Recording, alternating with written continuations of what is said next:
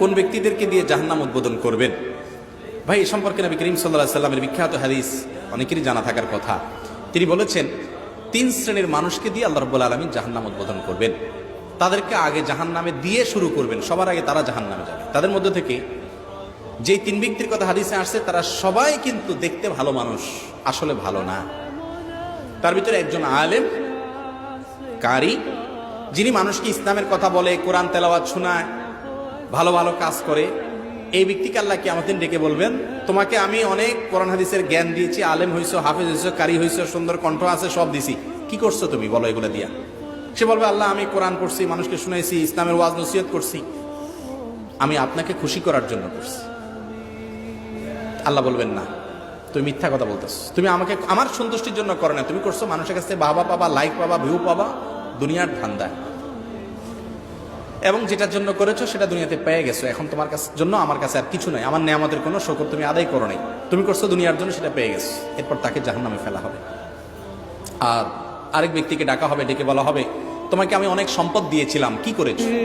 সে বলবে, আল্লাহ আপনার দেওয়া সম্পদ দিয়ে আমি মসজিদ, মাদ্রাসা, গরিব দুঃখী, ওয়াজ মাহফিল, ভালো ভালো কাজে দান সদকা করছি, অনেক টাকা দিছি। আল্লাহ বলবেন, না, তুমি মিথ্যাবাদী, তুমি এগুলো এজন্য করেছো যে সবাই তোমাকে বাহবা দিবে, দানবীর বলবে, নাম যশ খ্যাতি হবে, এই সুনাম সুখ্যাতির আশায় তুমি করেছো। তুমি আমার কাছ থেকে সন্তুষ্টির আশা হলে কারোর কাছ থেকে কোনো কিছুর আশা করতাম, অনেক সময় গোপন রাখতাম, সেটা তুমি করো নাই। অতএব যে জন্য করেছো সে দুনিয়াতে পেয়ে গেছে, এখন তোমাকে জাহান্নামে নিক্ষেপ করো। তাকে দিয়ে জাহান্নাম উদ্বোধন করা হবে। আবার আরেক ব্যক্তি, যাকে আল্লাহ রাব্বুল আলামিন শরীরের শক্তি সমক্ষমতা দিয়েছেন, সে হয়তো আল্লাহর রাস্তায় জিহাদ করতে করতে শাহাদাতের মৃত্যু হয়ে দুনিয়া থেকে গেছে, বাহ্যিকভাবে শাহাদাতের।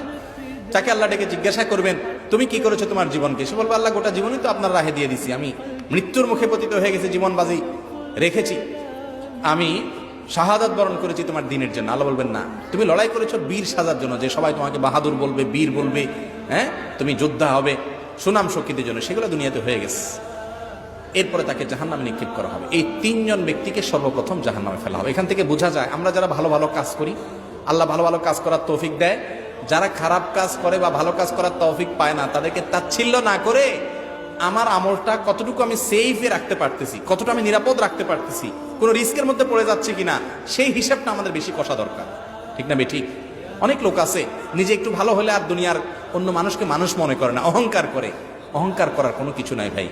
আমল করার পর সেটা যেন নষ্ট না হয়। বিশেষ করে এই যুগে তো ফেসবুকের এই যুগে, সোশ্যাল মিডিয়ার এই যুগে, ভালো কোনো কাজ করব আর ফেসবুকে সেলফি তুলে ছবি দেব না।